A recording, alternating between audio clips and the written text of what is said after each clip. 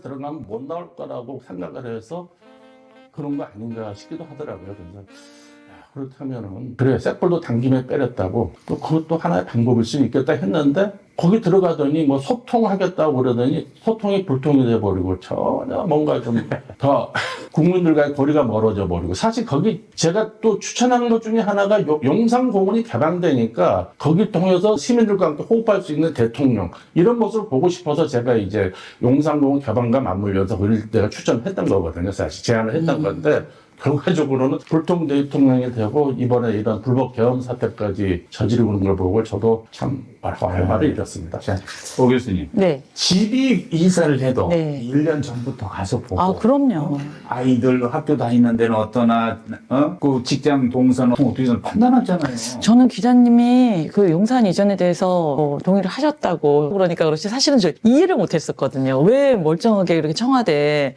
지금 좋은 환경을 두고 절대 못 들어가겠다고. 저도 약간 무섭게 대입되지 않았나 저는 이런 생각을 했거든요. 그러니까 무속과 주술이 지배한 거 아닌가 이런 생각을 했었어요. 국민들이 더 의심하지. 근데 청와대에 들어가면 절대 못 나오면은 더 좋았던 거 지금 너무 빨리 나오게 생겼는데 지금 용산으로 들어가서. 그 예. 소통 얘기 말씀하셨는데 소통. 무슨 국민과 소통하고 지나가다 산책하면서 그 국민과 대화하고 무슨 용산 공원에서 뭐 커피를 마시면서 어쩌고 했는데 그거 한 번이라도 됐나? 그 얘기도 제가 그렇게 소통할 수 있다고 제가 얘기를 했습니다. 아, 그 얘기를 받아 쓴 거구나. 예, 김영애 장군이 이 당선인께서 소통을 굉장히 중요시하는데 이 문제는 어떻게 해결하냐고 그래서 제가 나도 당선인 캐릭터를 아는데 이게 용산공원이 개방되고 그러면은 이 시민들이 피크닉 온 시민들 만나가지고 얼마든지 손인사하면서 아메리카노 한잔하면서 인사할 수 있는 그런 좋은 환경이 될 거라고 제가 얘기를 했었죠. 근데 그 얘기가 사실 보면은 그 얘기도 이제 뭐냐면 그 이전 관련해서 브리핑 할 때 나오긴 하더라고요. 이전에 문재인 정부 때 초반에 그런 모습을 보여주셨었죠.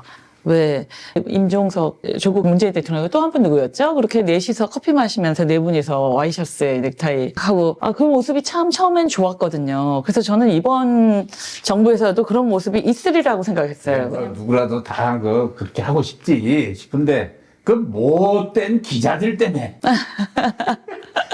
약속 대변을 하면 되는데 자꾸 불쑥불쑥 질문하니까 대답도 궁하고 그래 실수 자꾸 만들고 유도된 질문하고 에이 불편한데 야 없애 그런 거 아니에요? 스태핑이라는 게 난 참 좋다 했는데 처음에 너무 좋았죠. 뭐 네. 그때 제가 세봤더니 그 당시에 저기 청와대 이전 브리핑할 때 소통이란 말을 7번을 하더라고요. 7차례 했는데 근데 도어 스태핑 몇 번 정도 여기 당황스러운 질문에 좀 당황하더니 그대로 또 소통 자체가 없어져 버려요. 그렇지. 무슨 슬리퍼 신은 거 갖고 뭐라 그러고 뭐 화내고 가더니 안 해버린 건가? 어떻게? 저는 이해를 못 하겠더라고요. 그래서 개인적으로. 네. 좀 잘 삐지시는 건지 조금만 화나면은 안 한다 그러고 어디 기자는 비행기에 동행도 안 한다 그러고 인터뷰도 안 한다 그러고 그랬던 것 같아요. 이번 정부에서. 그러니까 처음에 공간이 의식을 지배한다. 그 말에 저도 동의를 했죠. 그 맞아. 그럴 수 있어. 근데 거꾸로 의식이 공간을 마음대로 했다 이렇게 보세요. 그래도 뭐 거기에 뭐 소통을 한다 뭐 했는데 뭐 소통은 무슨 불통의 흑역사가 거기서 바로 시작되더만. 그래가지고 지금 이 지경까지 온 거 아닌가 싶어요. 그렇죠. 그게 꼬이니까 뭔가 소통이 안 되고 대화가 끊겨진 상태가 이제 그거는 언론 국민을 떠나서 정치권 여당 야당 모두 다 지배하는 그 갑갑한 분위기가 이끌어온 거 아니에요? 그렇죠. 이것들 말을 안 들어 그냥 한 방 내려치려고 이제 거기서 일을 갈았던 거 아닌가 싶기도 하고. 그렇게 급하게 이전을 하면서 세금 낭비도 어마어마했잖아요. 그러니까 저도 그거를 예. 이해를 못하는 게 이게 사실은 대통령실이 이전을 하려면은 일단은 이 수방사가 나와야 되거든요. 그리고 그 자리에 들어가고 하는데 제가 결론적으로 보니까 이게 임기응변적으로 하다 보니까 이게 장기적인 플랜이 없는 거예요. 그러니까 마구잡이로 막 되는 대로 하다 보니까 국민 세금만 낭비하게 되고 그래서 장기적인 플랜에도 움직이질 않다 보니까 그런 부작용이 벌어지더라고요. 그러니까 결과적으로. 공시효는 뭐 500억이 안 되는 돈 가지고 들어갔다 했지만 뭐 추산치는 뭐 1조 원이 어쩌니 얘기들이 나오고 있잖아요. 근데 거기서 유발되는 여러 가지 비용들이 있는 법인데 국가 그 중요 기관이 헌법기관이 이동하는데 이 계획하고 장기 플랜을 짜서 그렇죠. 여론도 수렴하고 설득도 하고 해가면서 한 거 아니겠어요? 저는 이제 개인적으로 제 생각, 그런 의미에서 얘기하죠. 저는 이제 뭐냐면 두 가지죠. 이게 국방계획 2020을 다시 발현한다는 차원에서 국방부와 합참이 그쪽 남태령으로 가고 그 자리에 좀 오픈된 공간으로 국민과 소통할 수 있는 공간으로 대통령실로 하는 것도 양수협정이다고 생각을 했죠, 사실은. 당시에 갑자기 점령군처럼 밀려오는 세력들한테 사무실 내주고 집기 챙길 때 군인들이 사무실 내놓으라고 그러고 집까지 비우라고 그러고 갈 데도 없고 우리는 노숙자냐? 그거는 제가 조금 정정하고 싶은데 예. 그 당시에 저도 있었는데 피해자 코스프레가 좀 심한 측면이 있어요. 무슨 얘기냐면 이게 군인들하고 공무원들의 어떤 반응이 좀 많이 엇갈려요. 사실 군인들은 국방부가 내신 계룡대로 가기를 원하는 군인들이 꽤 많았어요. 왜냐하면 가족들이 또 거기 있고 또 그런 측면도 있었고 그리고 군인들이야 뭐 사실 명령에 따라서 자기 하는 집도 이전하는 게 이수가 있잖아요. 그런데 가장 당황했던 게 사실은 국방부 공무원들, 여성 공무원들이었죠. 왜냐하면은 이 국방부가 서울에서 근무한다는 메리트 때문에 성적 우수한 공무원들이 대거 다 모여 있거든요. 특히 그러니까 세종으로 한다. 안 가고 여성 서울에. 공무원들, 성적 우수한 공무원들이 굉장히 많이 왔어요. 원래 공무원들이 실제로 보면 지금도 일반 국민들은 그걸 잘 모르던데 국방부가 여성 공무원들이 고위직들 있잖아요. 거기 보면 고위 간부들, 여성 공무원들이 간부급 이상으로 가장 많은 정부 부처 중에 탑 클래스에 들어가는다.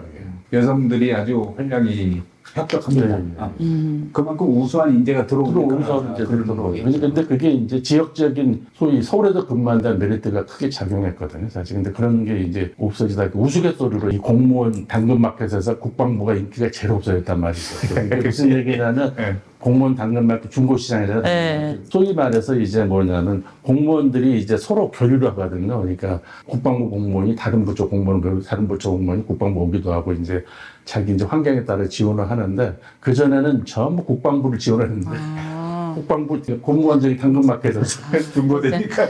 그쪽으로 가지 않는구나. 네, 그 파랗겠군요. 우스갯소리를 있어요. 그런데 이런 것도 있어요.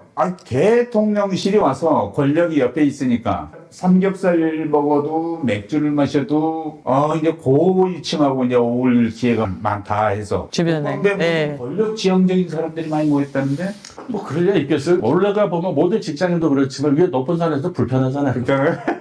그리고 실제로 보면은 근데 나는 이해를 못했던 게 이게 대통령이 군 통수권자이긴 하지만은 군을 너무 모르는 것 같더라고요. 왜냐하면 군은 강력한 무력 집단이거든요. 어떻게 보면 범의 소위 말 호랑이 굴로 들어간 거예요. 그러니까 사실은 보면은 뭐 물론 이제 군 통수권자 충성을 다 맹세를 하고 하지만은 어떤 순간에 어떤 일이 벌일지 모르는데 적어도 군 출신이었으면 군 장군 이상이었으면 저렇게 군대하고 같이 같은 데 있었을까 하는 생각이 들더라고요.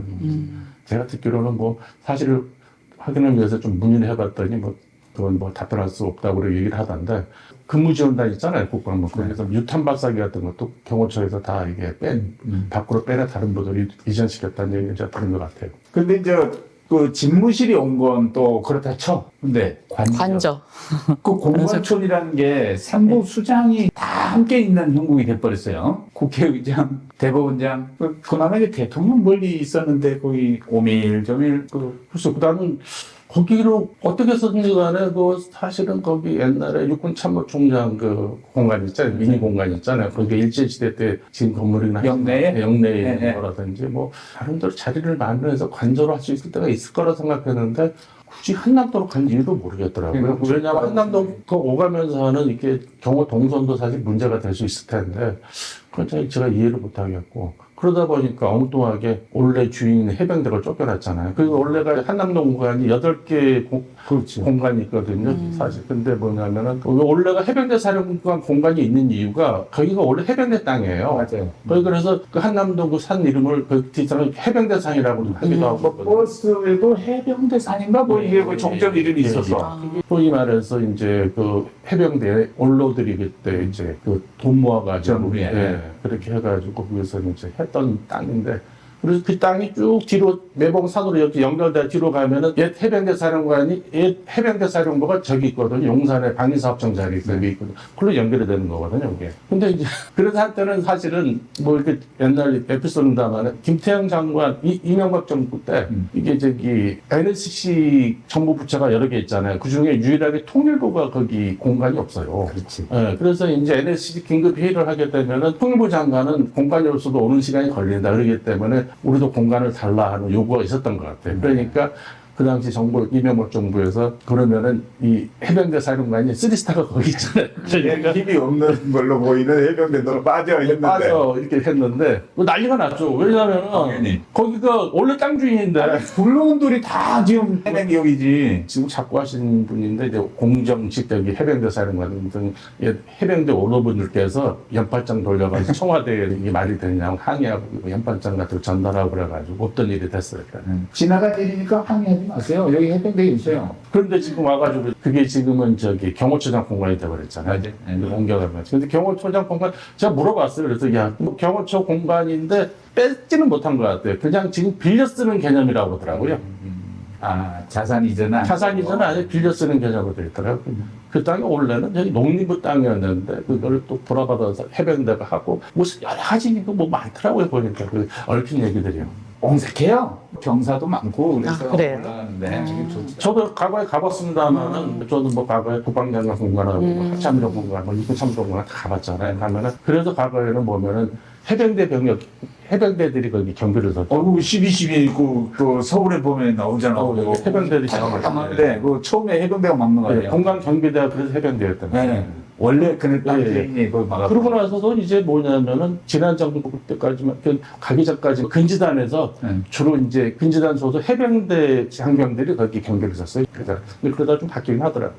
아이고 하여튼 뭐 이제 또 다음 정권에서도 계속 거기에 그 머무르고 할지는 그건 잘 모르겠어요. 뭐 또 다른 얘기도 흘러나오고 근데 하니까. 저는 이해가 안 갔던 게 사실은 이게 지금 국방계획에 관련해서 이게 소위 말해서 군인 자원들이 자꾸 없잖아요. 없으면은 청와대가 용산으로 오면은 경비단 병력도 줄여야 되거든요. 특히 1경비단 같은 경우는 부각사이라는 게 있기 때문에 필요했던 거지. 사실은 저기 그 경비단 병력들이 야전으로 다 돌려버릴 수도 있고 그러는데 55경비단 같은 경우 병력을 늘리고 그러더라고요. 이게 이해가 안 되는 거예요. 그리고 사실은 선진국일수록 이게 뭐냐면은 경호 개념도 경찰이 주력으로 하고 이제 하는 건데 이게 과거의 관행에서 소위 말해서 벗어나지 않고 그리고 보면은 이제 기존 시설도 옮겼으면 화끈하게 옮겨야 되는데 다 있어요. 내가 보는데 그거는 옮기면서도 야, 저 나중에 다시 갈 생각을 갖고 한 건지 그 대통령 생각은 아니었겠지만은 주변에 그런 생각을 하지 않았을까 하는 거예요. 그러니까 무슨 국민들과 행사한다, 외빈 뭐 행사한다 하면은 다시 또 청와대 가잖아요. 근데 경비병력이 맞아요. 난그 줄어들지 않는 게 난 의아하게 생각했어요. 지금 1경비단은 사실상 저기 뭐냐 대통령 별로 관여하지 않는 걸로 제가 알고 있고요.